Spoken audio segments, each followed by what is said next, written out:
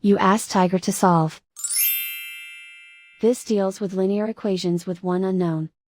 The final result is x equals 4. Let's solve it step by step.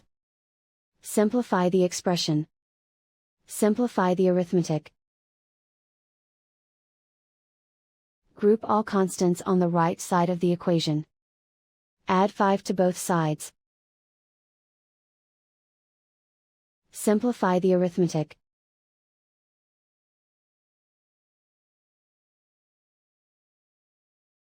Isolate the x. Divide both sides by -3.